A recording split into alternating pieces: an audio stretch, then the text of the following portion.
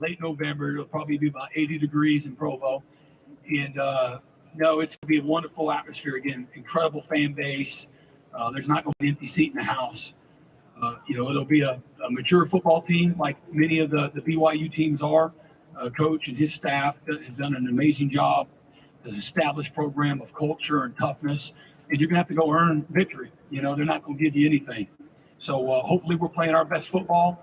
The teams that I've taken the most pride in, the teams that have been most successful that I've been around are ones that improve as the season goes along. So I'm hopeful, and have an expectation we'll be playing our best football at that time of the year. We'll go to center. All right. Hey, Coach. Gary Lewis, Killer Frogs, TCU Fan Nation. Follow up on that question. Your last home game, your last regular season Big 12 home game, Black Friday, 11 a.m. against TCU. What do you anticipate that atmosphere? What TCU should expect, especially after what happened last year in Fort Worth? Yeah, again, last year doesn't mean anything to what happens this year. That's literally how you coach, how you prepare. Coach and his staff did an amazing job. What a incredible season that they had a year ago. What I expect out of Oklahoma is what I've seen this will be my 15th year, and you're going to see it in an incredible fashion, a very passionate fan base. They're going to show up deep. They're going to show up early. That's been the best winning percentage in college football the last 22 years, and I don't expect anything different, than that. This will be an incredible opportunity. Hopefully, we're playing. Hopefully, something's on the line, in that game, and expectations are something will be. But I know what Sonny and his group are going to bring. Again, great program that is going to come in with, a championship mindset, but for us, man, hopefully we're playing our best football, at that time of the year. We'll go center right, forefront. Coach, Nick Coppola, I'm right here. Nick Coppola, OU Daily. I wanted to ask about Danny Sussman, the guy you brought along here. Just what have you seen from him in terms of just his growth and maturation over the offseason, and just what kind of role do you see him to play on the team this season, both on and off the field?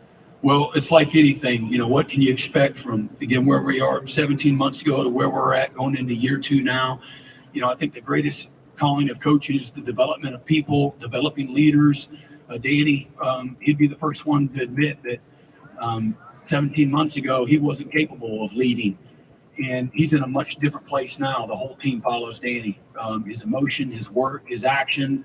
He's a doer and a giver. And, I love the maturation that's taken place with him off the field as much as on the field, his seriousness, his commitment to excellence every day.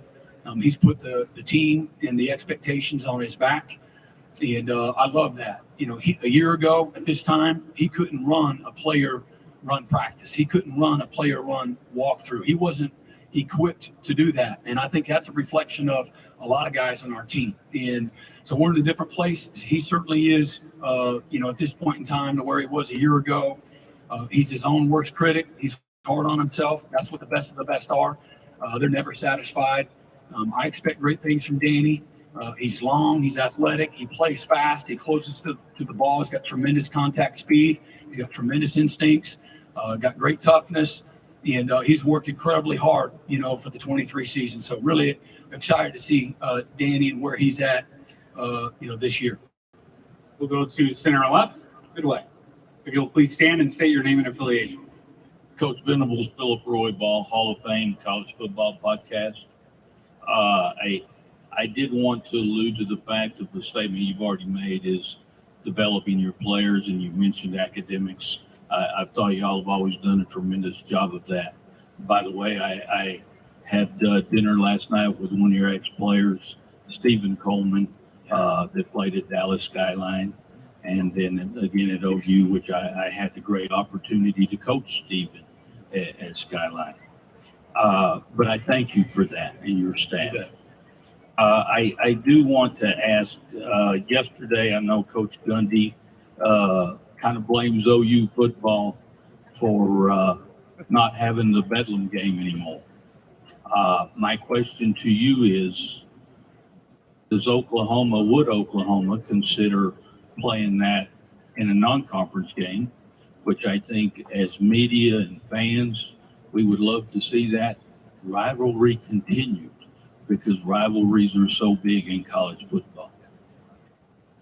Appreciate the question and say hey to Steve for me.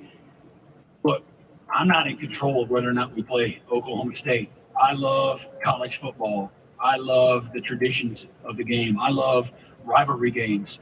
Oklahoma and Oklahoma State have played for over 100 years, and Oklahoma has been dang good in those games and for a long time. And but whether or not we play them in the future, nobody's asking me what I think. If they do ask me, I'll tell them what I think. I'd love to play the game, but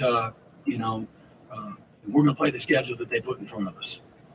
Time for one final question. We'll go to the far left. Kurt Bowles from the Austin American Statesman. Hey, Kurt. Hey, Brent. What is the steepest part of the learning curve in becoming a head coach? And has Bob Stoops reminded you of how he did in his second year at OU?